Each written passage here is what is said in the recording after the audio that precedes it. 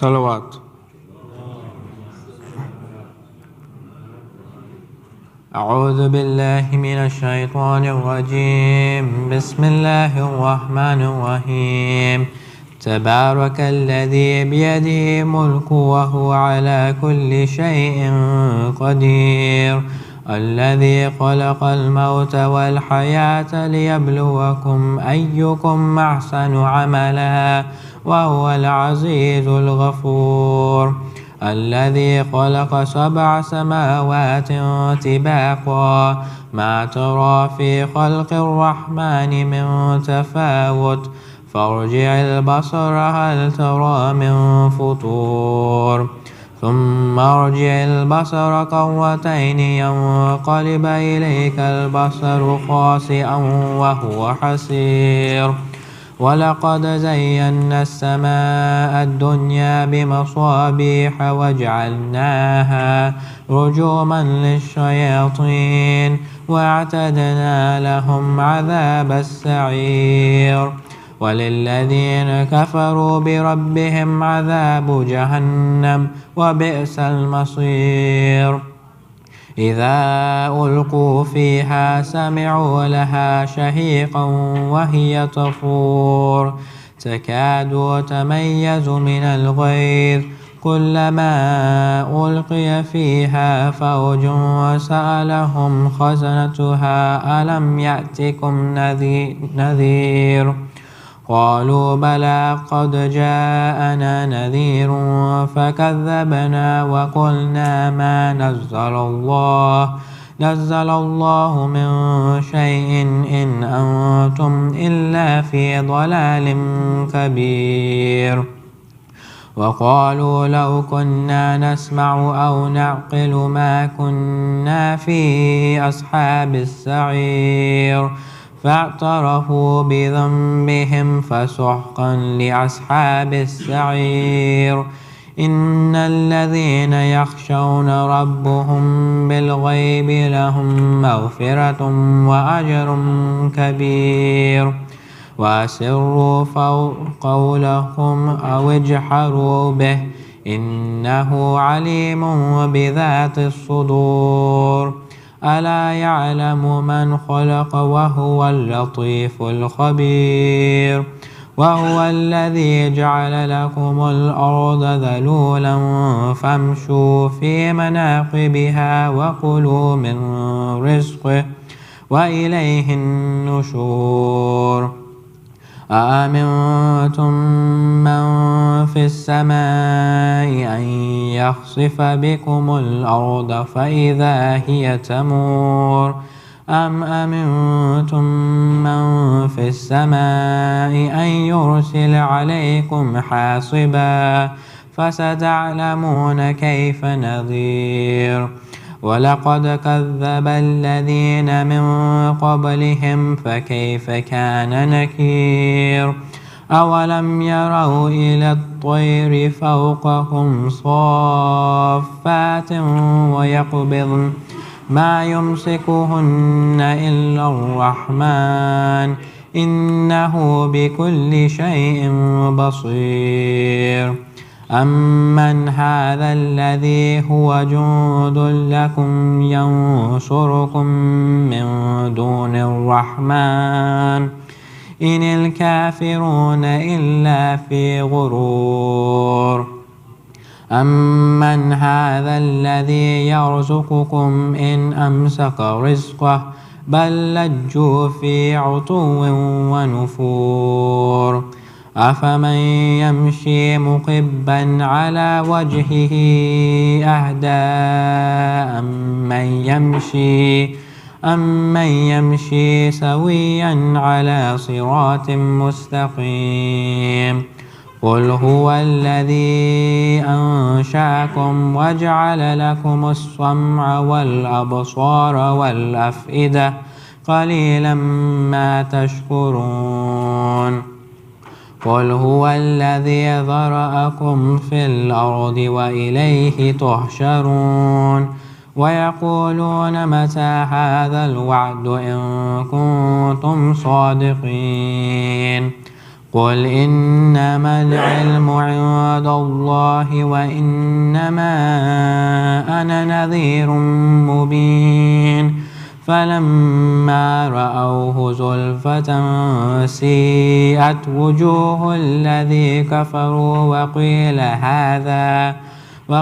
وقيل هذا الذي كنتم به تدعون قل أرأيتم إن أهلكني الله ومن معي أو رحمنا فمن يجير الكافرين من عذاب أليم قل هو الرحمن آمنا به وعليه توكلنا فستعلمون من هو في ضلال مبين قل أرأيتم إن أصبح ماؤكم غورا فمن يأتكم بماء معين صدق الله العلي العظيم.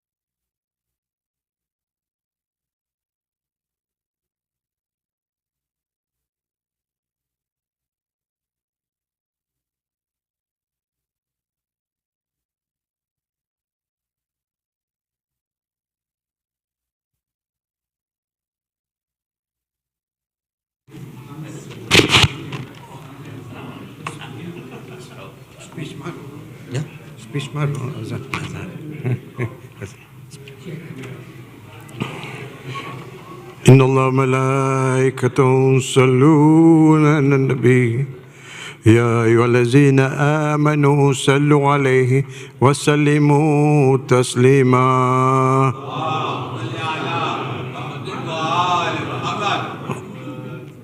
الله أكبر الله أكبر الله أكبر الله أكبر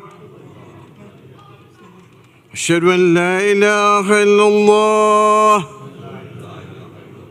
أشهد أن لا إله إلا الله أشهد أن محمدا رسول الله أشهد أن محمدا رسول الله. أشهد أن أمير المؤمنين عليا ولي الله. أشهد أن أمير المؤمنين وإمام المتقين عليا حجة الله. حي على الصلاة، حي على الصلاة،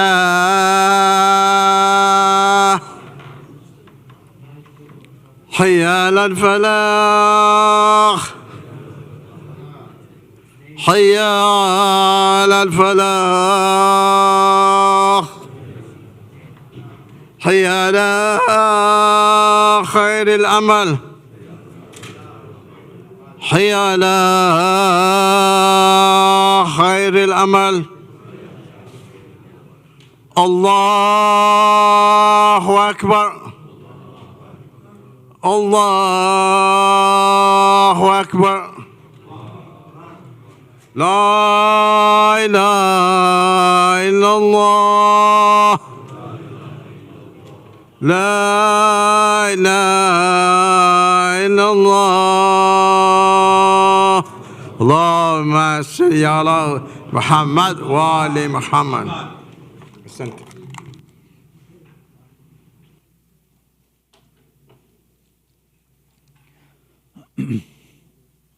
I don't know how there's lines to the back already. There's so much space in the middle. You can fill in the lines before the adhan is finished, inshallah, next time. أعوذ بالله السميع العليم من الشيطان اللعين الرجيم. بسم الله الرحمن الرحيم. الله أكبر، الله أكبر. أشهد أن لا إله إلا الله، أشهد أن لا إله إلا الله. أشهد أن محمد رسول الله صلى الله عليه وآله وسلم. أشهد أن محمد رسول الله صلى الله عليه وآله وسلم، وأن عليا ولي الله عليه الصلاة والسلام. هيا على الصلاة، هيا على الصلاة، هيا على الفلاح، هيا على الفلاح، هيا على خير العمل، هيا على خير العمل. قد قامت الصلاة، قد قامت الصلاة. الله أكبر، الله أكبر. لا إله إلا الله. الله أكبر. أعوذ بالله من الشيطان الرجيم. بسم الله الرحمن الرحيم. الحمد لله رب العالمين الرحمن الرحيم مالك يوم الدين. إياك نعبد وإياك نستعين. اهدنا الصراط المستقيم، صراط الذين أنعمت عليهم غير المغضوب عليهم ولا الضالين. بسم الله الرحمن الرحيم. إنا أعطيناك الكوثر فصل لربك وانحر إن شانئك هو الأبتر. الله أكبر. سبحان ربي العظيم وبحمده. اللهم صل على محمد وآل محمد. سبحان الله، سبحان الله، سبحان الله. سبحان ربي العظيم وبحمده. سمع الله لمن حمده. الله أكبر. سبحان ربي الأعلى وبحمده. اللهم صل على محمد وآل محمد. الله أكبر. أستغفر الله ربي وأتوب إليه. الله أكبر. سبحان ربي الأعلى وبحمده. اللهم صل على محمد وآل محمد. الله أكبر. بحول الله وقوته أقوم وأقعد وأركع وأسجد. بسم الله الرحمن الرحيم. الحمد لله رب العالمين الرحمن الرحيم مالك يوم الدين.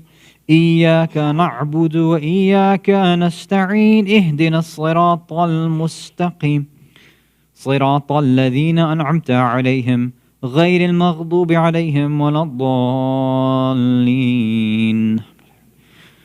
بسم الله الرحمن الرحيم. قل هو الله أحد الله الصمد لم يلد ولم يولد ولم يكن له كفوا أحد. كذلك الله ربنا. الله أكبر. اللهم صل على محمد وآل محمد. ربنا لا تزغ قلوبنا بعد إذ هديتنا وهب لنا من لدنك رحمة إنك أنت الوهاب. اللهم صل على محمد وآل محمد وعجل فرجهم. الله أكبر. سبحان ربي العظيم وبحمده. اللهم صل على محمد وآل محمد. سمع الله لمن حمده. الله أكبر.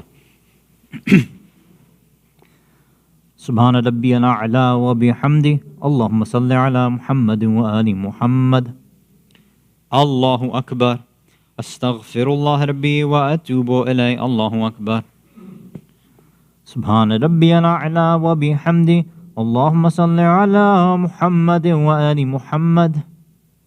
الله أكبر. الحمد لله. أشهد أن لا إله إلا الله وحده لا شريك له وأشهد أن محمدا عبده ورسوله. اللهم صل على محمد وآل محمد. بحول الله وقوته أقوم وأقعد وأركع وأسجد. سبحان الله سبحان الله والحمد لله ولا إله إلا الله.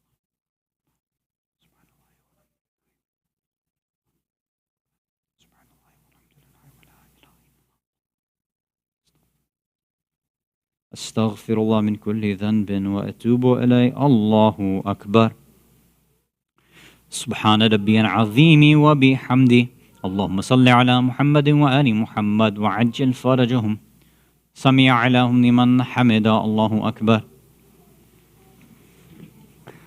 سبحان ربي الأعلى وبحمده اللهم صل على محمد وآل محمد. الله أكبر. أستغفر الله ربي وأتوب إليه. الله أكبر. سبحان ربي الأعلى وبحمده اللهم صل على محمد وآل محمد وعجل فرجهم. ربي إني ظلمت نفسي فاغفر لي بحق محمد وآله الطاهرين. الله أكبر. بسم الله وبالله والحمد لله. أشهد أن لا إله إلا الله وحده لا شريك له وأشهد أن محمدا عبده ورسوله. اللهم صل على محمد وآل محمد. السلام عليك أيها النبي ورحمة الله وبركاته. السلام علينا وعلى عباد الله الصالحين. السلام عليكم ورحمة الله وبركاته. السلام عليكم ورحمة الله. الله أكبر. الله أكبر. الله أكبر. لا إله إلا الله. بسم الله الرحمن الرحيم. إن الله وملائكته يصلون على النبي يا أيها الذين آمنوا صلوا عليه وسلموا تسليما.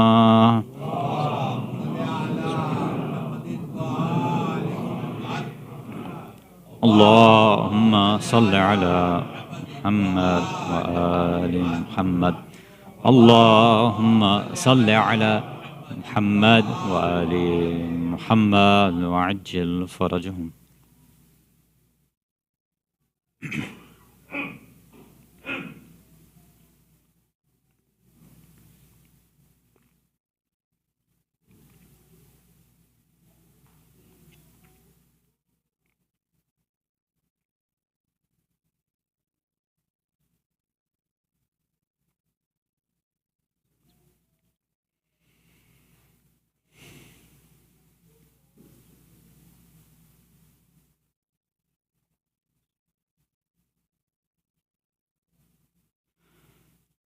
لا إله إلا الله. أعوذ بالله من الشيطان الرجيم. بسم الله الرحمن الرحيم. أستغفر الله الذي لا إله إلا هو الحي القيوم ذو الجلال والإكرام وأتوب إليه. أستغفر الله الذي لا إله إلا هو الحي القيوم ذو الجلال والإكرام وأتوب إليه. أستغفر الله الذي لا إله إلا هو الحي القيوم ذو الجلال والإكرام وأتوب إليه. اللهم صل على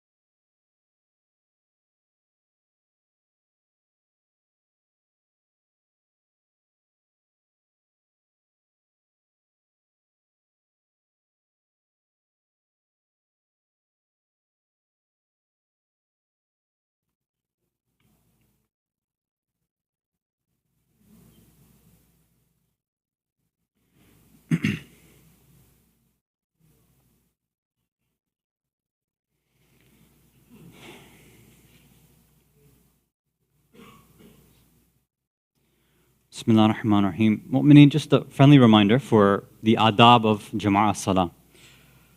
So in Maghrib and Isha and Fajr, right, when the Imam is reciting the surahs out loud in the first 2 rakats, the etiquette, the adab for the followers is to listen and hear and reflect on the meanings of the surahs. So when the surahs are out loud and being heard, it's not appropriate for somebody to also recite the surah. They shouldn't be doing that, or reciting dhikr or anything else, right? The surahs are supposed to be listened to, so there shouldn't be any speaking done. Obviously, all the other parts you do on your own, the dhikr and sujood and ruku, your own takbirs and everything else. But even for those parts that you're reciting, everything should be done in a low, whispered voice. It should be so low that definitely I'm not able to hear, but it should be low enough that other people next to you shouldn't be able to hear as well. This helps to make sure that everybody is able to concentrate on their salah, on the meaning, and that we have a good salah, inshallah ta'ala. And forgive me for having sensitive ears. Salawat ala Muhammad wa ala Muhammad. أعوذ بالله السميع العليم من الشيطان اللعين الرجيم بسم الله الرحمن الرحيم الله أكبر الله أكبر أشهد أن لا إله إلا الله أشهد أن لا إله إلا الله أشهد أن محمد رسول الله صلى الله عليه وآله وسلم أشهد أن محمد رسول الله صلى الله عليه وآله وسلم وأن عليا حجة الله عليه الصلاة والسلام حي على الصلاة حي على الصلاة حي على الفلاح حي على الفلاح حي على خير عمل حي على خير عمل قد قامت الصلاة قد قامت الصلاة الله أكبر لا إله إلا الله استغفر الله من كل ذنب وأتوب إليه إنه كان الله أكبر أعوذ بالله من الشيطان الرجيم بسم الله الرحمن الرحيم الحمد لله رب العالمين الرحمن الرحيم مالك يوم الدين إياك نعبد وإياك نستعين اهدنا الصراط المستقيم صراط الذين أنعمت عليهم غير المغضوب عليهم ولا الضالين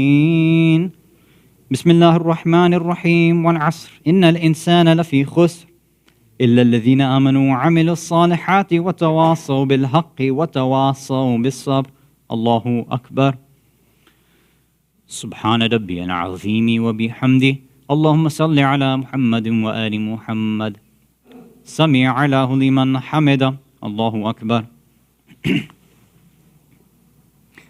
سبحان ربي الأعلى وبحمده اللهم صل على محمد وآل محمد الله أكبر أستغفر الله ربي وأتوب إليه الله أكبر سبحان ربي الأعلى وبحمده اللهم صل على محمد وآل محمد الله أكبر بحول الله وقوته أقوم وأقعد وأركع وأسجد بسم الله الرحمن الرحيم الحمد لله رب العالمين الرحمن الرحيم مالك يوم الدين إياك نعبد وإياك نستعين اهدنا الصراط المستقيم صراط الذين أنعمت عليهم غير المغضوب عليهم ولا الضالين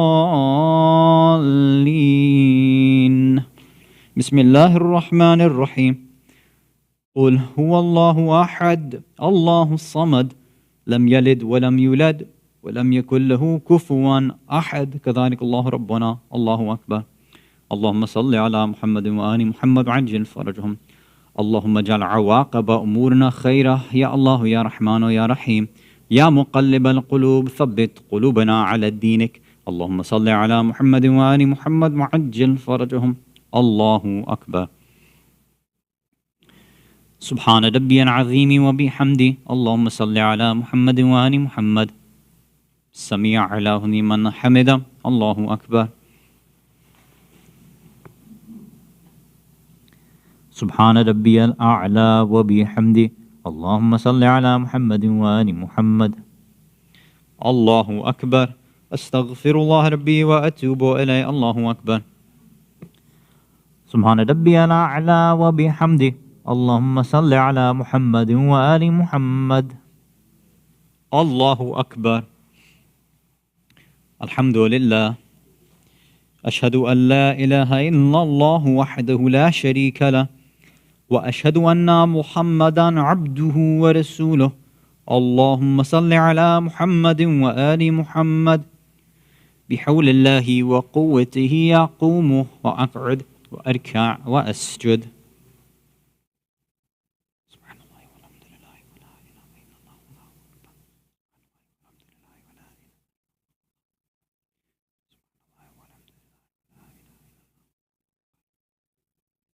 استغفر الله من كل ذنب وأتوب إليه. الله أكبر. سبحان ربي العظيم وبحمده. اللهم صل على محمد وآل محمد. سمع الله لمن حمده. الله أكبر. سبحان ربي الأعلى وبحمده. اللهم صل على محمد وآل محمد. الله أكبر. أستغفر الله ربي وأتوب إليه. الله أكبر. سبحان ربي الأعلى وبحمده. اللهم صل على محمد وآل محمد. الله أكبر. بحول الله وقوته أقوم وأقعد وأركع وأسجد. سبحان الله والحمد لله ولا إله إلا الله. سبحان الله والحمد لله ولا إله إلا الله. سبحان الله والحمد لله ولا إله إلا الله. استغفر الله من كل ذنب وأتوب إليه. الله أكبر. سبحان ربي العظيم وبحمده. اللهم صل على محمد وآل محمد وعجل فرجهم. سمع الله لمن حمده. الله أكبر. سبحان ربي الأعلى وبحمده. اللهم صل على محمد وآل محمد. الله أكبر. أستغفر الله ربي وأتوب إليه. الله أكبر. سبحان الله سبحان الله سبحان الله. سبحان ربي الأعلى وبحمده. اللهم صل على محمد وآل محمد وعجل فرجهم. إلهي عظم ذنب من عبدك فليحسن العفو من عندك يا كريم. الله أكبر. بسم الله وبالله والحمد لله. أشهد أن لا إله إلا الله وحده لا شريك له وأشهد أن محمدا عبده ورسوله. اللهم صل على محمد وآل محمد. السلام عليك أيها النبي ورحمة الله وبركاته. السلام علينا وعلى عباد الله الصالحين. السلام عليكم ورحمة الله وبركاته. الله أكبر. الله أكبر. الله أكبر. لا إله إلا الله. بسم الله الرحمن الرحيم. إن الله وملائكته يصلون على النبي يا أيها الذين آمنوا صلوا عليه وسلموا تسليما.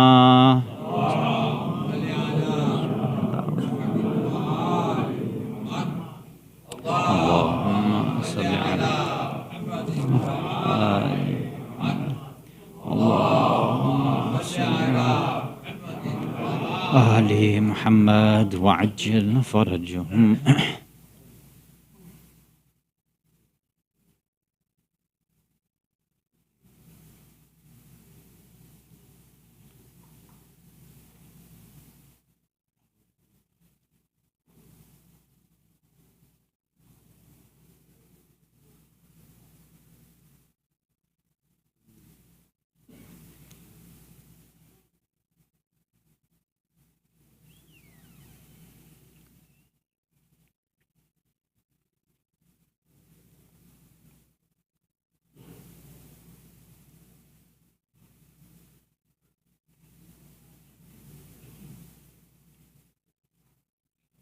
أعوذ بالله من الشيطان الرجيم. بسم الله الرحمن الرحيم.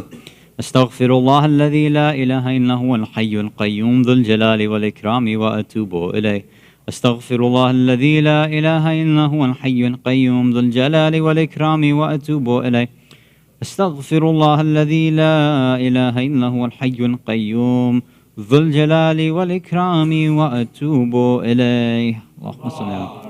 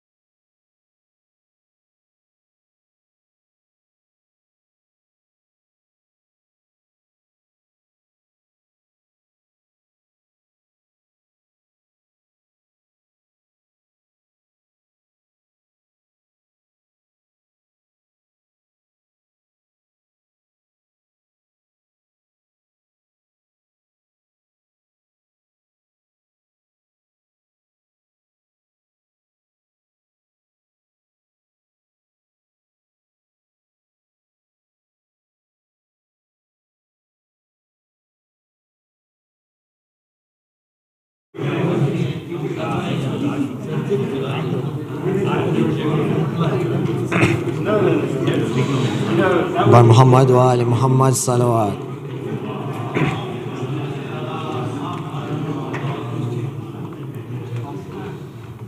آج بھی زینب کی آتی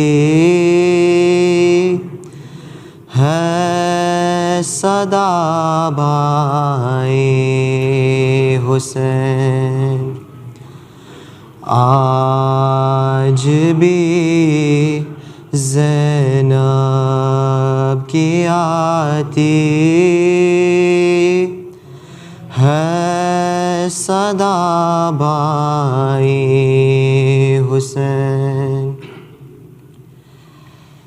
چلتے ناکے سے گرایا خود کو جلتی ریت پر.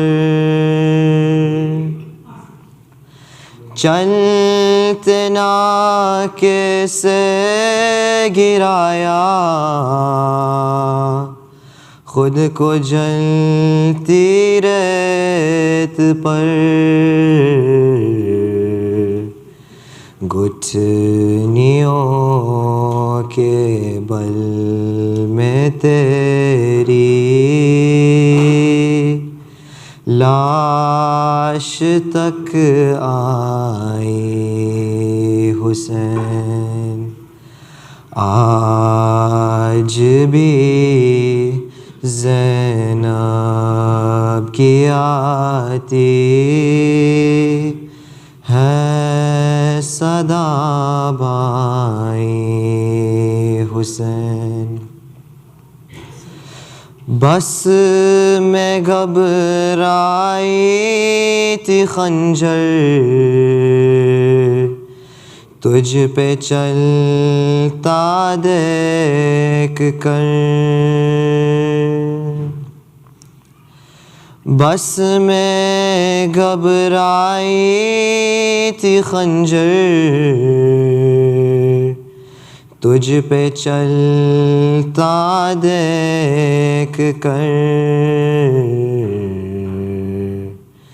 پھر کسی مشکل میں گر کر میں نہ گھبرائی حسین. آج بھی زینب کی آتی ہے صدا بھائی حسین. کون تھا جو مرنے والوں میں نہیں تھا خوبرو. کون تھا جو مرنے والوں میں نہیں تھا خوبرو. بھولنے بیٹھی تو کس کس کی نہ یاد آئی حسین. آج بھی زینب کی آتی ہے صدا بھائی حسین. بہہ رہے تھے آنکھ سے آنسو تیری رخصت کے وقت. بہہ رہے تھے آنکھ سے سو تیری رخصت ہے وقت، پھر کوئی آنسو نہ ٹپکا، آنکھ پتھرائی حسین، آج بھی زینب کی آتی ہے صدا بائی حسین، دیکھتی ہوں خاک مقتل کی تو بر آتا ہے دل، دیکھتی ہوں خاک مقتل کی تو بر آتا ہے دل، خاک پر میں کیسے کیسے پھول چھوڑائی حسین، آج بھی زینب کی آتی ہے صدا بائی حسین، آج بھی زینب کی آتی ہے صدا بائی حسین۔ صلوات۔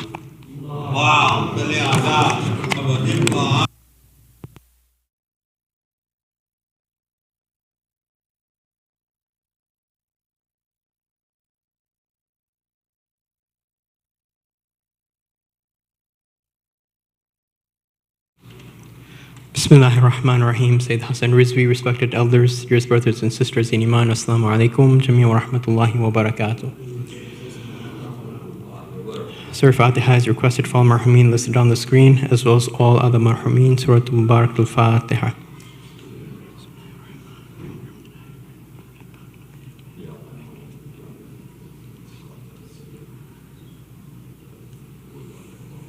Dua Shifa Mary's is requested for all those in need here and elsewhere, as well as those listed on the screen. Let us recite together. Bismillahir Rahmanir Rahim.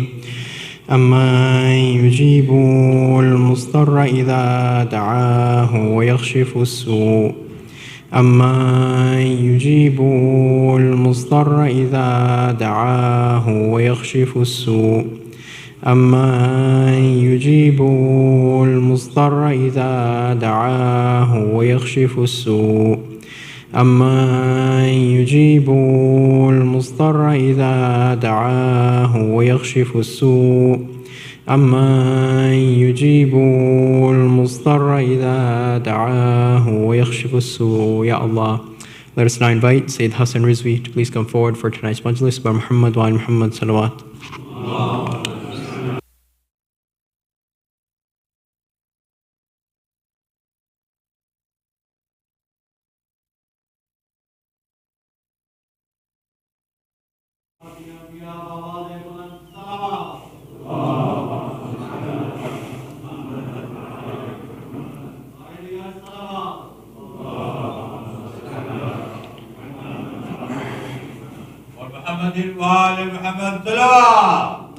اللهم صل على محمد وآل محمد وعجل فرجهم.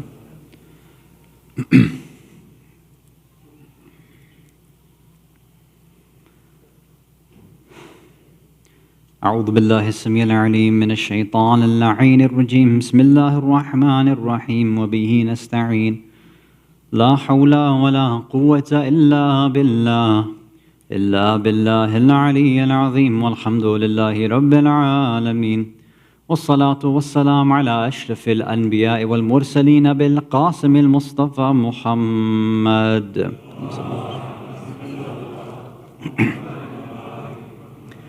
ثم الصلاة والسلام والتحية والإكرام على أهل بيته الطيبين الطاهرين المعصومين المظلومين ولعنة الله على أعدائهم أجمعين من الأولين والآخرين إلى قيام يوم الدين أما بعد صلوات على محمد وآل محمد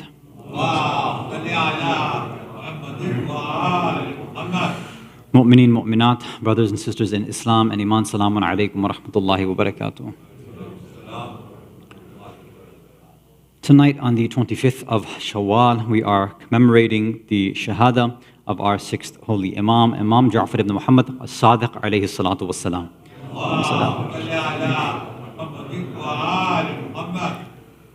Many of you might be familiar with this famous hadith, which has been printed and published in book form.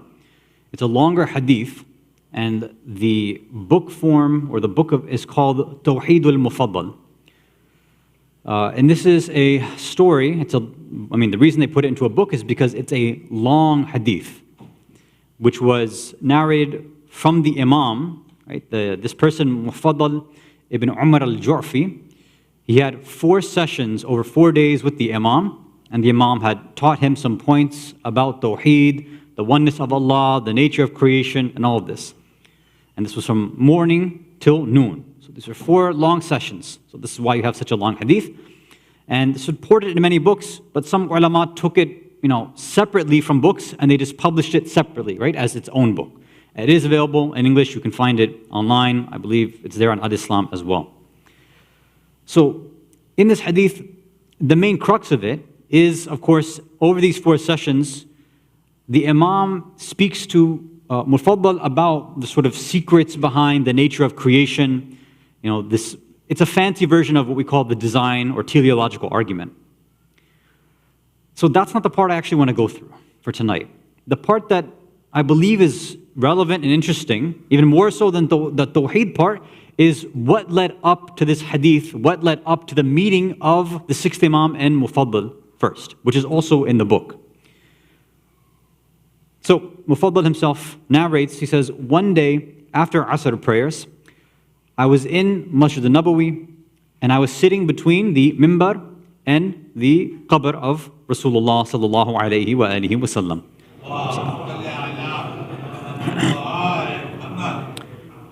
And he says that I was contemplating, I was doing tafakkur, I was reflecting and in deep thought about how amazing, how great this personality is before me. Right? Meaning, Ya'ni Rasulullah. He said, look at what Allah has done and graced us with a personality like this. How, this individual, he's our master, our Sayyid. And how many people in the ummah still don't recognize how amazing his personality really is. Right? So he's sitting there just reflecting there. He said, his akhlaq was perfect, his nobility, his karama, everything about him, right? He's just sitting there, in the haram, right, in Masjid al-Nabi, just reflecting on all this. And then he continues, he said, I was absorbed in all of these thoughts. And then somebody arrived by the name of Ibn Abi al-Awja. This now in the background, right? Ibn Abi al-Awja was basically the head of the atheistic movement at that point. So he said, Ibn Abi al-Awja came to Masjid al-Nabi, and he, sat some distance away from me. It was far, but it was close enough where if he were to speak, then I'd be able to hear what he was saying, right? So he was within earshot. He said, so then one of his students or companions came and sat down next to him, and they began to have a conversation, and I was listening to their conversation. So he said, Ibn Abi al-Awja began the conversation first. He said, and now him and this Ibn Abi al-Awja and his companion, they're talking, they're reflecting, and again, they're in Masjid al-Nabi. And they're talking and reflecting about Islam, about Allah, and the personalityhood of the Prophet. So this person, Ibn Abi al-Awja, starts, he says, the person here who's in this qabr, who's in this grave over here, he's attained such a unique status throughout history. He said, who else has gained such notoriety, who's so famous and acclaimed like this person buried over here? He said he's honored in every single one of his accomplishments. And then the Sahaba, or the friend that was sitting next to Ibn Abi al-Awja, was like, yeah, And he tried to offer his reasoning why. He's like, yeah, because this guy was just a philosopher. Right? Nothing special, right? He was just good with words. And he made all these mighty claims. And he supported them with these miracles, which people couldn't answer with their common sense. He said, all these wise sages that were around, they tried to figure out, what were the secrets? How did this guy, kind of play this trick on everybody? How was he able to convince everybody to kind of switch their belief system and ideas? It's like, they tried to figure out the mysteries, he's like, but they couldn't. The best of our people, the best of the Arabs, they couldn't figure out what Muhammad was doing. When his mission was accepted by even the cultured elite people, the knowledgeable people, he said then everybody else, the general people in society, they accepted it too then. The places of worship, the masajid, all these places, this is where now you hear, again, talking about how good the Prophet's message was, he said it was so powerful now you hear his name being called, over and over again, 5 times a day, you hear his name, his risala, all this stuff is being announced. Again, trying to say that, look, he won, he was victorious in spreading his message. He said his name, meaning Muhammad, is side by side with Allah now every day, 5 times a day. It's in the adhan, it's in the aqama, people are repeating it constantly over and over and over again. He said now he's getting a bit more sinister. He said his name, he attached himself to God himself, right? He attached himself to Allah with the purpose, the reason that Muhammad did it is so that his memory would remain in people's minds and their hearts, and to keep his mission going, to keep his legacy going there. Then Ibn Abil Awja, right, the teacher there, he stopped him. He said, okay, let's stop talking about this guy Muhammad. Enough, I don't want to hear his name anymore. It's because, this person, when I hear his name, it's my reason can't comprehend somebody like him. I can't figure out what was going on. So let's just stop talking about him. It's my thoughts, I just lose my train of thought there. I get bewildered. He said, what we should do though, he said, let's start talking about the reason, the reality for why people are basing their faith on this individual. Why are people believing this guy Muhammad? Well, what was the point? He said, why are they trusting that there's some sustainer and creator of the universe? Is there such a being or not? So now this, again, head atheist teacher and his friend or student, they start discussing this. And then he talks about, I'm skipping a lot of parts here because it's obviously a longer conversation, but he talks about the idea and how creation happened and what were the possibilities.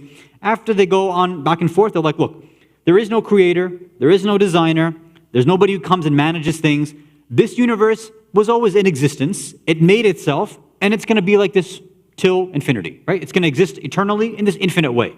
You didn't need anybody to come and start off this universe. So, again, remember, the whole time, Mufaddal is sitting within earshot, hearing all of this stuff. So now, Mufaddal, he's narrating this himself. He says, when I heard this, he said, I couldn't contain myself anymore. He said, every word they were saying was getting me more and more furious. And he's like, I just couldn't control myself. My anger just started coming out. He said, so I turned to them and I screamed at them. He said, Ya adu Allah, O enemy of Allah.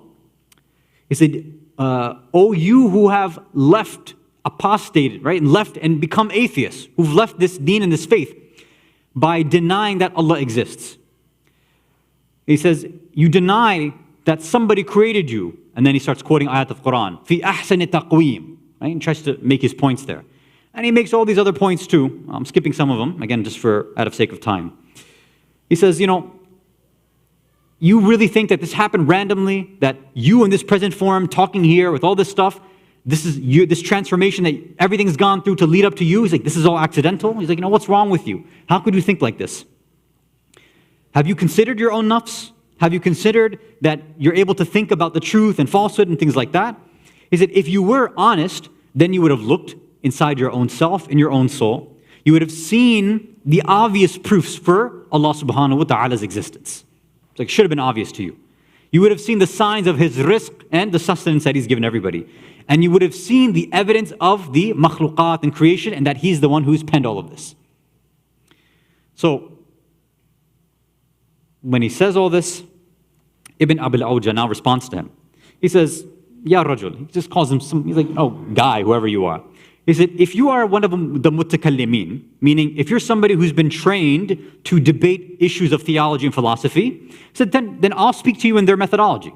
Meaning, okay, if you want to have a proper discussion and debate, let's do it. We can do that. He said, and if you defeat me, you defeat us, my friend and I, in debate, then I'll accept what you say. That's okay. If you follow the rules of debate, then fine, no problem. We'll follow you. He said, if you're not from them, meaning if you're not one of these trained individuals, if you don't know exactly how to engage in philosophical, theological debates, and he says, then look, me speaking with you is not going to have any benefit. He's like, and then he adds, if you are one of the companions, one of the ashab of Jaffer ibn Muhammad As-Sadiq, alayhi salatu wassalam.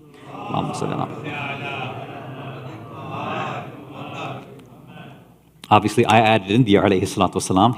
Atheist didn't say that. He said, if you're one of the companions of Jaffer ibn Muhammad As-Sadiq, he said, then you should know this, that he himself has never spoken to us the way that you're speaking to us right now. He's never talked to us like this. And he doesn't debate with us like this. He has heard a lot worse from me than you've heard just now. And he's heard it more often than you have, with more frequency. Yet he's never slandered us and insulted us like you have. He said, in the debates between him and us, he has never ever gone outside the realm of adab and akhlaq. He's always been courteous and kind. He's calm, he's patient, he's dignified, he's wise, and he never ever allows himself to become angry. He listens to our words and our arguments until we have said everything possible. And he lets us completely explain what we want to. And we think that, I got to say what I want, and now we have defeated him because I've given my full argument. Now, this person's going to be done. So that's what we think when suddenly, with just a few words, he refutes our arguments and our reasoning. And with the least amount of words possible. He completes his argument over us in such a way that we don't know how to respond to him. We don't know what to do. So, if you're one of his followers, speak to us in a way that's worthy of him. Oof, man. This atheist really shut this guy down. So before we continue with the commentary, let's recite a salawat ala Muhammad wa ala Muhammad.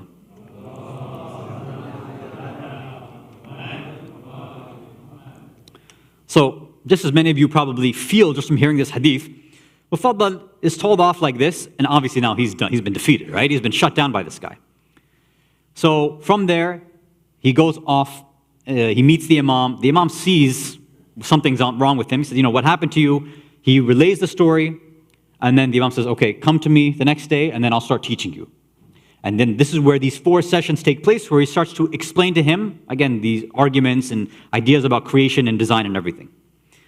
So, again, that second part, or this latter part about the Tawheed part that the Imam discusses with him, that's not the part I'm interested in. It's this first part, how all of this happened, that I think is the most interesting part of this narration. This person, Mufaddal, a so-called Shia, a so-called companion, and their lack of akhlaq, their lack of debate skills, and how this atheist basically shuts them down and says, I know your teacher, you can't be from him. So what we want to reflect on over here for tonight is this, many of us, we love to consider ourselves from the Ja'fari madhab. We're from the school of Imam Jaffer As-Sadiq. That's what we like to say. We hopefully should be proud of that. We can reflect and say, would the Imam be proud of us as his students and followers? In this scenario, whose shoes would we put ourselves in? Because when I first read this narration, a long time ago, I believe actually the first time I read it, probably when I was with Maulana Beg here in Orlando, right? Back in 2010 or 11. I think that's the first time I actually had gone through this. And again, this was me back in my youth, but I think the point still stands, is that when I read this, Mufaddal sounds like one of these angry uncles or aunties that, we all kind of end up coming across one time, right?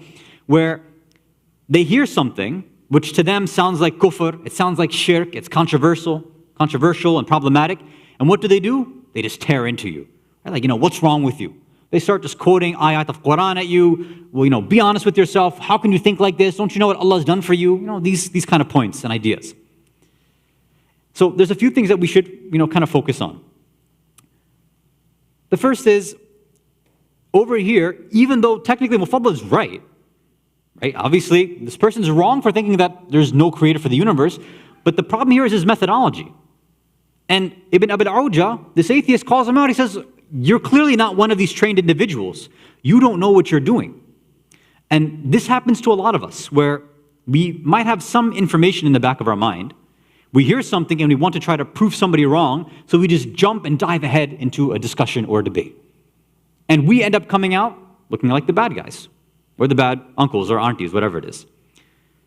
And normally, there's a few different reasons for why that's the case. Sometimes it's because we actually don't have enough information, which is what this atheist says. He says, if you are trained in this, then it'll be worth it for me to discuss with you. So sometimes it's information that's required, which we may or may not have.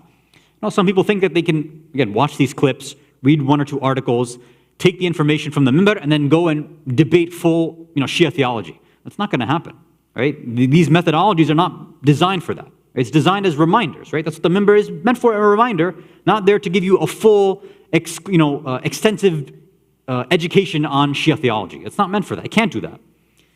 So one is the amount of material that a person's learning. The second is actual skill, the art of debate or discussion. That's something that usually a few people are born with it, very few, but most people, they have to learn this. They have to be taught, how do you engage somebody back and forth in a discussion or debate, which this atheist recognized. He said, if you're trained in this, then we have a methodology we can use. If you're not, this is not going to benefit me. It's clearly because this person couldn't control themselves, right? In an actual back and forth, in a real debate, not this fake political stuff that we see happening in the West, or some of these arguments that we see between individuals. A proper discussion and real debate, you see 2 individuals, one person gets their time, they put their points forward. Another person, they might share that, okay, what you said over here, I agree with, so at this point I didn't know, so thank you for sharing. This is where I might disagree, and they put their effort forward, and they go back and forth like this. It's unfortunate that, and people, they often ask me, what are some of the best experiences and memories you have from being in Qum? And obviously, besides being with, meeting certain maraji and great teachers and ulama, obviously besides the haram and experiences like that, one thing that I wish people from here were able to experience was the relationship between ulama who have difference of opinion over there.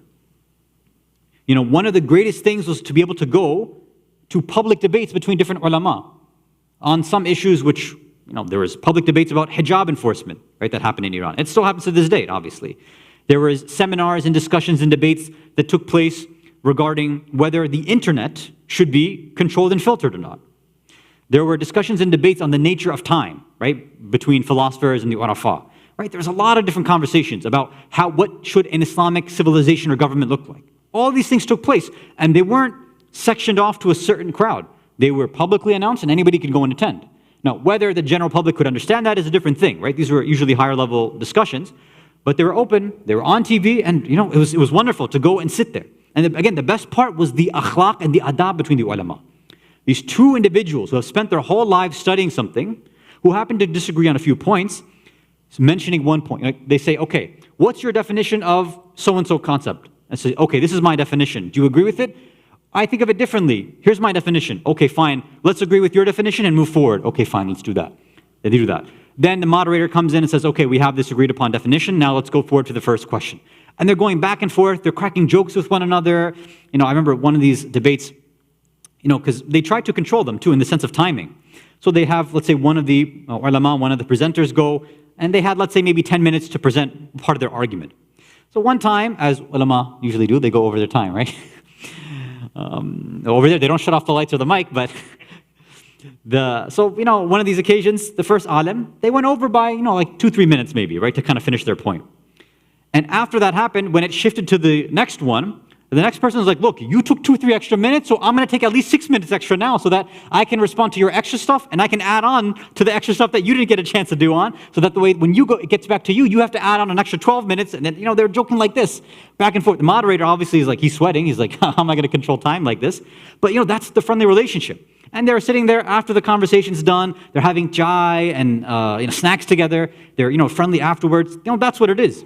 A lot of us, when we picture debates and arguments, what we see is a facade in, let's say, the West or other things, of people, sometimes they don't even shake hands or they're enemies with one another. But for ulama, that's not the case at all. They know that they're both masters in their own fields, mujtahideen. They're going and they're sharing their different, their methodology of research or their conclusions. And at the end of the day, even if they don't agree, which I don't think I'd ever seen a debate where somebody changed their mind. I'd never seen that happen. At the end of the day, it was, I think, the benefit that I took at least, besides getting the information, was to see the akhlaq and the adab between the ulama. Is that it's so sad that the followers of these 2 groups are going to go back and start arguing about the points, Whereas the teachers, the ulama themselves have no issue with one another. That they're able to sit there and disagree and it's okay. And unfortunately, we haven't really picked up that lesson. And I think it's because we haven't seen that happen. I mean, where are we going to see that? These arguments or debates are happening in Arabic or in Farsi. The few ones that might exist in English, they're probably not the best examples as far as I've seen. Salawat ala Muhammad wa ala Muhammad.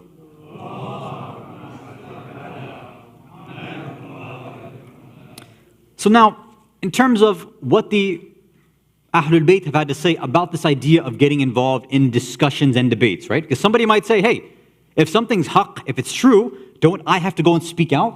Shouldn't I go and defend it? And if somebody's speaking against the Ahlul Bayt, shouldn't I go forward? If somebody's making some false claims about the Quran, shouldn't I go and defend? If somebody's making some, controversial statement about tawassul or shafa'ah or anything, isn't it my duty in being there to speak up and say something? Right? To discuss and debate, argue, whatever? Well, we have two different styles of narrations. I'll share a few with you. So the first one, or the first group of narrations, basically just seem like the Ahlul Bayt are trying to say, don't get involved in debates and arguments at all. Don't do it. First one I'll share is from Rasulullah sallallahu alayhi wa alihi wa sallam. Allahumma salli ala. He's reported to have said, مَا ضَلَّ قَوْمٌ إِلَّا أَوْثَقُ الْجَدَلِ. He says, no qawm, no people have gone astray and moved away from the path except through extensive or increased jadal and arguments. And there's another way you can look at the way that this verb is used too, or because it may not be the actual argument itself, it could also be saying that the exaggerations that take place in these discussions and debates and arguments. And we can understand why. Most people, because they're not trained in these kind of things, or they don't have the full breadth or depth of the information needed to engage in a discussion or debate, they start making random, arguments and exaggerating points here and there.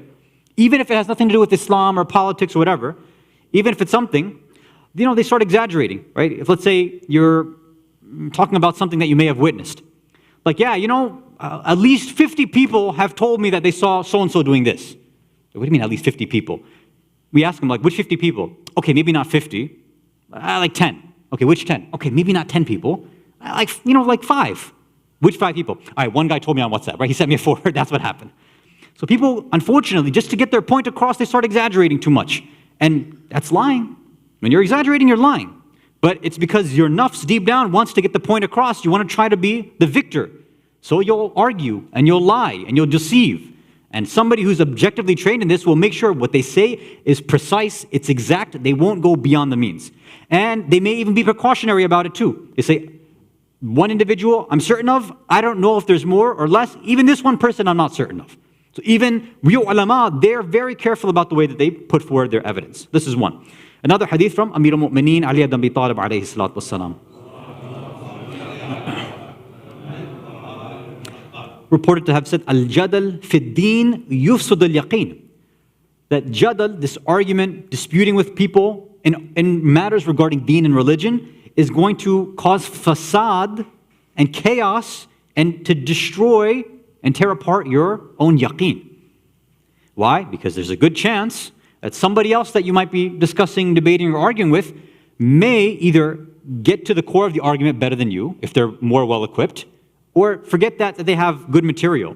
Some people are just very good at throwing up smoke screens in a discussion too. They're very good at playing games in debates.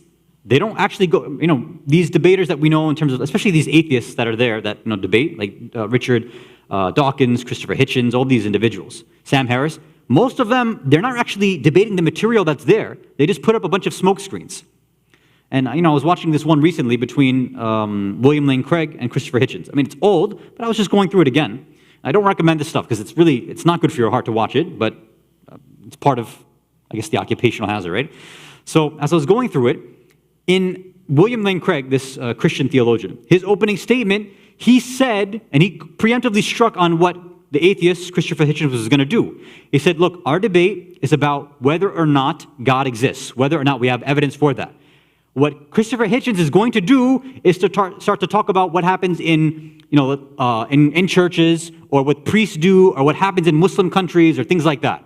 He said, that's not our debate, that's not our discussion. We're not talking about God's mercy or justice. We are talking just about God's existence or not. That's it. And what happens? Of course, Hitchens, even though that was called out, what did Hitchens start with? He starts talking about how could a God allow X, Y, Z to happen? How could such and such God this? I can't believe in something like that. Again, throwing up a smokescreen, because he knows that for a lot of people, this is the reason why some move away from deen or become atheistic. Not because of these theological, philosophical arguments, but because of personal trauma that they might have dealt with. Personal issues in God's justice or mercy or rahmah, something like that. And that caused them to question it. You ask most people, it's not that they deny God's existence, but they're like, if there is a God, how could he allow all this stuff to happen? Right? So that's tough. And then sometimes somebody else will come and, pull a bit more at that string, tear a bit more at that little hole that's there. And if you listen to the wrong person, you read the wrong article, wrong book, wrong clip on YouTube, whatever it is, then that tear, that tiny little tear or crack will become bigger and bigger and bigger. And it'll fill your mind, it'll fill your heart. And the Imam is saying, your yaqeen that you had before is now going to break more and more and more. Because you're not trained to engage in this battlefield. You're not supposed to go out there. Those individuals who are soldiers, who are meant to go out in the front lines, let them do it. If you're not trained, don't go out there. You're going to be hit from all sides. Sometimes even friendly fire, unfortunately. But you're going to get hit by all these debates and discussions and differences of opinion, which is why so many people were confused by the lecture from past 2 Thursdays, right? Because normally, our heart doesn't like hearing difference of opinion. We just want a clear answer and, tell me the answer. What's the reasoning? How do I do it? How do I act? And then that's it. I want to go. It's now in this modern age where everybody's getting confused with all these new ideas and opinions and things like that. Another hadith from Imam al-Baqir alayhi salatu wassalam.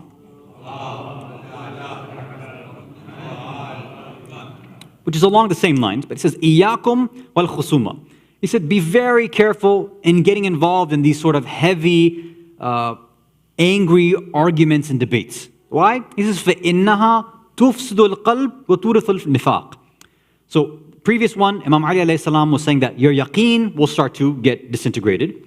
Over here, Imam Baqir alayhi salam is saying that this will do fasad of your qalb. This will destroy your heart. This will lead to nifaq. As you can see, based on your own personal experience, mine as well too. I've told you the story before. I've had online arguments. I used to. I don't do it anymore, thank God. I used to get into these useless arguments with Wahhabis and Salafis online. And it's a waste because it occupies your mind and your heart. You want to be thinking about more positive things, and they make some foolish point, and then the whole time your mind is now thinking, how do I respond to them? What do I do? And it angers you. Even now when I watch these debates, sometimes I have to, I don't like watching them because I see these foolish points being made. And my heart hurts because I know that there's some poor Muslim kid watching this probably getting, deviated because of that. That there's some atheist who's getting more and more enraged and stronger in their deviance and their atheism because of these foolish points that somebody's making. And it breaks my heart. I'm like, I wish somebody who was actually good at debating was there, or that they heard this point or that point. So our mind jumps to this, what if this, if only that, if only this. And it's better if we occupy our mind and our heart with something else rather than getting involved in all this nonsense. So this was one group of ahadith, which the imams are generally saying, don't dispute, don't get into arguments, don't do all this. It's not going to be good for your heart, not going to be good for your soul, not going to be good for yaqeen, leads to nifaq, etc. Now there's a second group. We're running out of time, so I'm not going to go through all of them. But yeah, so I'll mention maybe one of them. This one comes from Imam al-Askari alayhi salatu wasalam.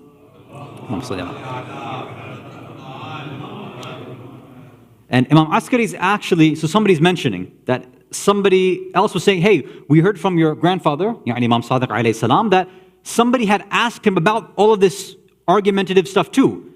And we're confused because we know that the students of that Imam and Imam Baqir and others, they would go out and debate and argue with people. So obviously, we know that happens. We know that there are ulama and are people who go out and debate. Now, that first group of hadith seems to be like, don't debate at all. But we know very well that there were ashab, there were companions like Zurara or Hisham ibn Hakam. They would go and debate people, whether it was the Khawarij or the Ahlul Sunnah of that time, whatever it was, they would go and debate.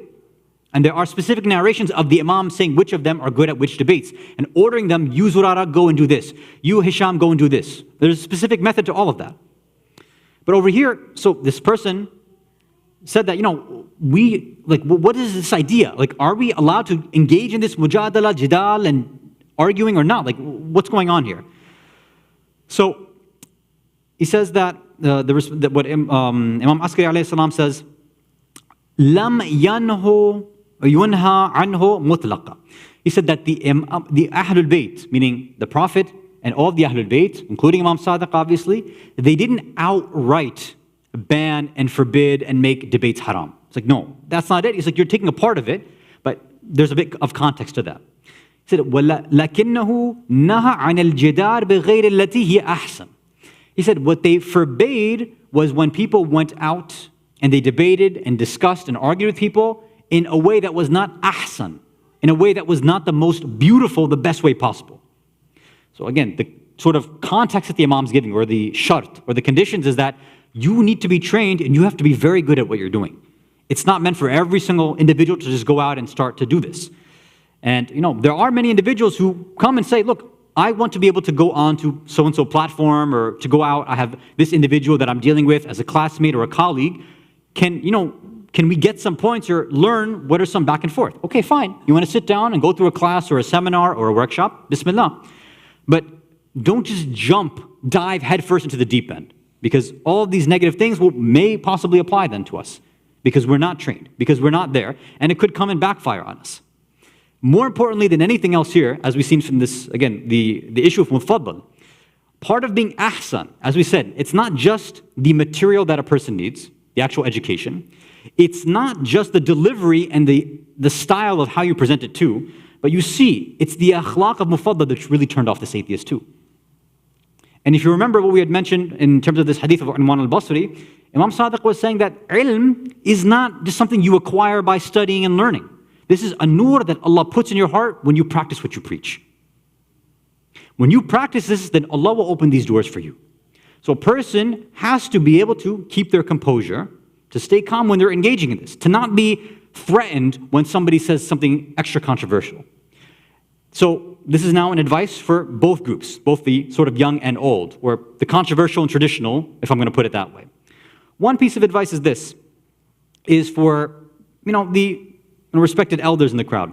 When you hear these controversial, kind of very difficult, problematic statements coming from sometimes your own children or grandchildren or nieces or nephews, somebody in your family or community members, first, make sure all those conditions that were mentioned before, make sure that applies. Also realize too that this style of argument that you and I might be used to, that Mufaddal tried himself too, right? He just tried to just shout out verses of the Quran. He tried to just say, reflect about your nafs and think about who you are and all this. That might have worked for your generation, but there's no guarantee, I'd say it's probably the other way around, that it's probably not going to work with the youth over here. It clearly hasn't worked. So that methodology for most people is not going to work. Now the youth, same sort of advice, but the other way around. Don't start bringing these up with elders, and don't say these things in front of uncles and aunties when you know that it's going to trigger them in the first place. Why are you poking, right, individuals like this? When you know that they have developed their ideology and their identity a certain way by trusting in the system of the hawza of the ulama, which is the way that it should be done. So they've accepted a certain level of iman in these beliefs. If you have a question, and you're allowed to ask, if you want to research, then go right ahead and do so, but don't use means like this to do that. Ibn Abil Awja tells Mufaddal, he said, look, you're not trained in this, why am I going to do that? Same thing for the youth who want to engage. Why would you go and start asking questions and debating and try to argue with somebody in the community that is not trained for this stuff in the first place? Why are you going to go ask some random coworker? In the same way, you can respond like this to your coworkers or classmates too. When they say, oh, tell me so-and-so thing, why do Muslims do this? Or why do Shias do this? Say, hold on, why are you asking me? If you were really interested, you would go and ask your own, if it's a Sunni, say, go ask your own Imam, and then I can set you up with a local Shia scholar too, and you can ask him those questions. But why are you asking a general individual? Why are you asking that? It means that you're looking for a very surface level answer. If you want answers, that are researched, well researched, then you'll go and look in the books and you'll ask somebody who can properly reply to you, who can spend time. Somebody who's actually, meant and designed and who's spent their lives in engaging in this type of behavior. Salawat ala Muhammad wa ala Muhammad.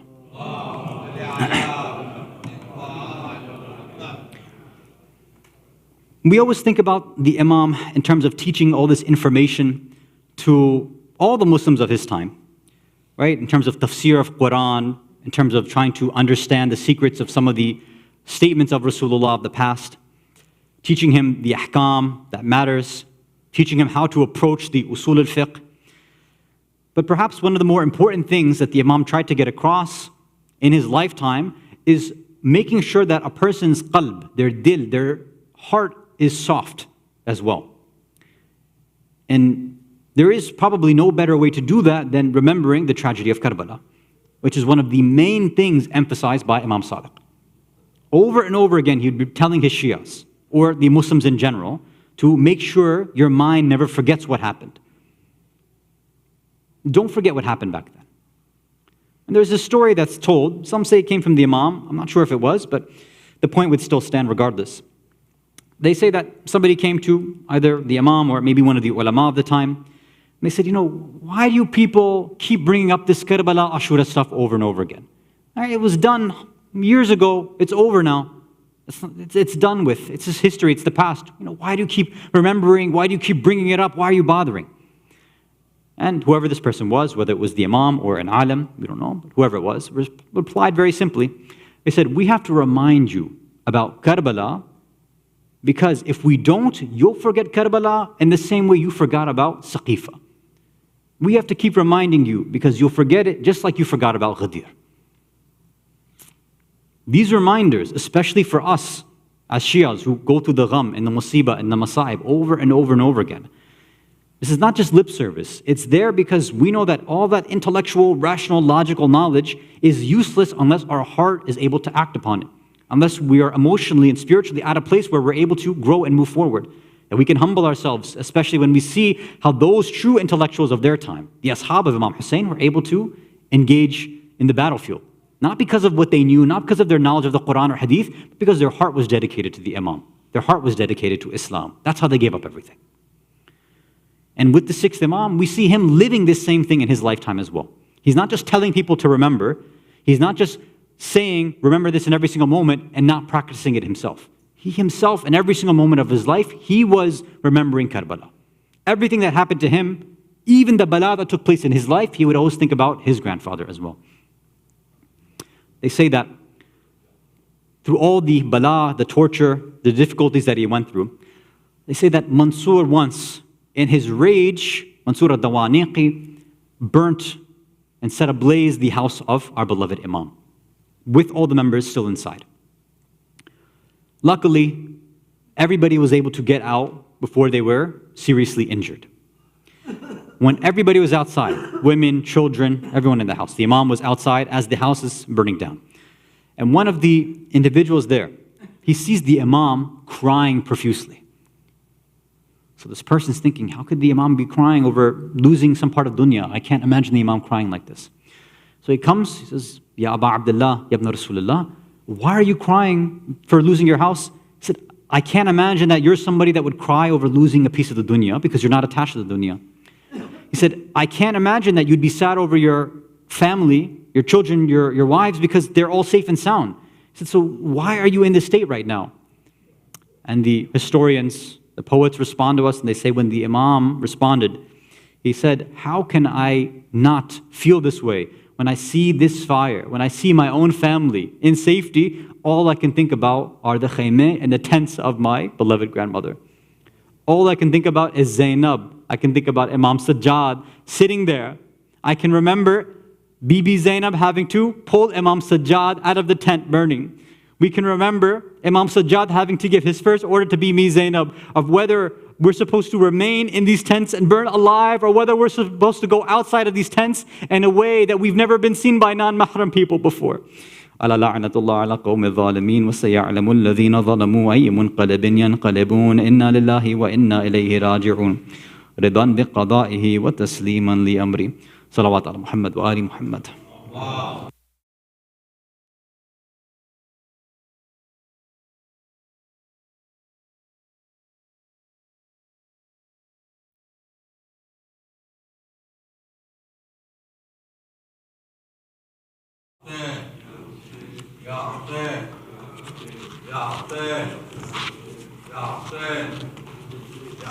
Ya Hussein, Ya Hussein, Azadaro,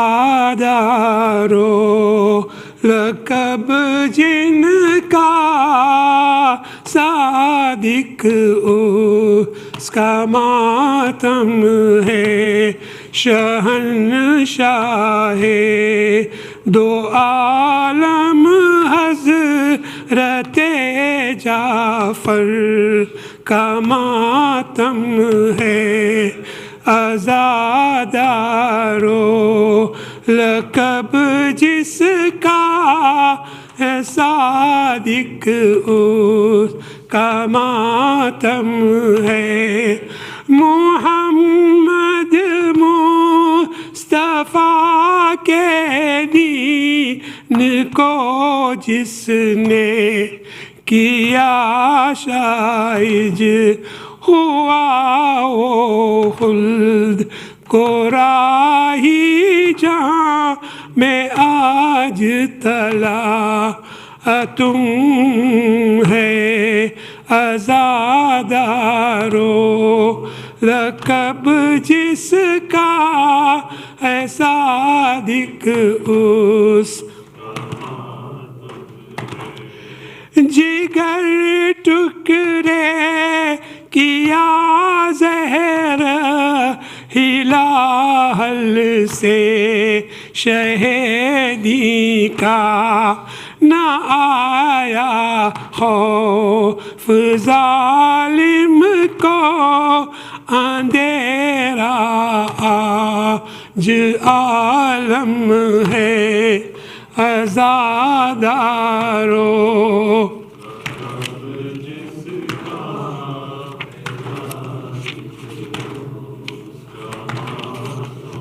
وا محمدا وا مصیبتا وا محمدا وا مصیبتا آل مصطفیٰ پہ ظلم یہ جفا قبر تک نہیں ایک جا ہوئی کوئی ہے نجف شام میں کوئی کاظم ہے یوں جدا جدا آل مصطفیٰ پہ وا محمدا وا محمدا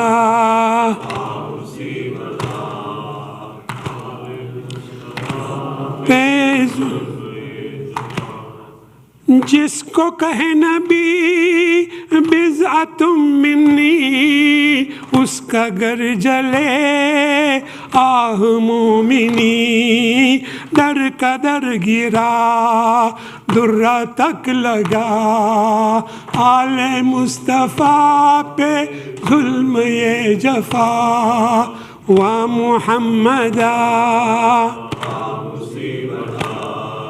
وا محمدا آل مصطفیٰ پہ حسین شہید کربلا وا ویلا حسین شہید کربلا وا ویلا حسین شہید کربلا وا ویلا حسین امام مظلوم وا ویلا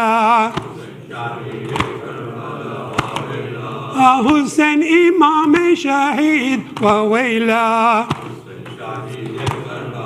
یا ازلمت دنیانا الحسین مولانا الحسین مولانا مولانا الحسین مولانا الحسین حسین نادے علیاً علیاً یا علی دے علیاً علیاً یا علی بادشاہ جن و بشر یا علی صاحب شمشیر دو سر یا علی یا ور محبوب خدا یا علی چلیے مدینہ یا حسین چلیے مدینہ یا حسین چلیے مدینہ سغرا بلاتی بابا کہاں ہو اے پھوپھی اماں اکبر کو لاؤ چلیے مدینہ چلیے مدینہ چلیے مدینہ یا حسین یا حسین یا حسین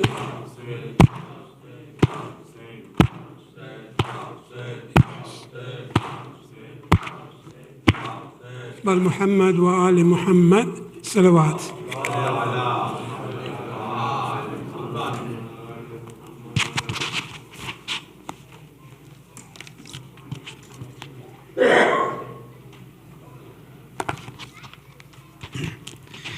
بسم الله الرحمن الرحيم. السلام عليك يا رسول الله، السلام عليك يا أمير المؤمنين، السلام عليك يا فاطمة سيدة نساء العالمين، السلام على الحسن والحسين سيدي شباب أهل الجنة، السلام على التسعة المعصومين من ذرية الإمام الحسين علي بن الحسين ومحمد بن علي وجعفر بن محمد وموسى بن جعفر وعلي بن موسى ومحمد بن علي وعلي بن محمد والحسن بن علي. السلام عليك يا صاحب العصر والزمان سيدي الأمان الأمان الأمان يا خليفة الرحمن. السلام عليك يا شريك القرآن، السلام عليك يا كعبة الإيمان، السلام عليك يا إمامنا وإمام الإنس والجان. عجل الله تعالى فرجك وسهل الله تعالى مخرجك وظهورك ورحمة الله وبركاته. اللهم كن لوليك الحجة ابن الحسن صلواتك عليه وعلى آبائه في هذه الساعة وفي كل ساعة وليا وحافظا وقائدا وناصرا ودليلا وعينا حتى تسكنه أرضك طوعا وتمتعه فيها طويلا برحمتك يا أرحم الراحمين. صلوات.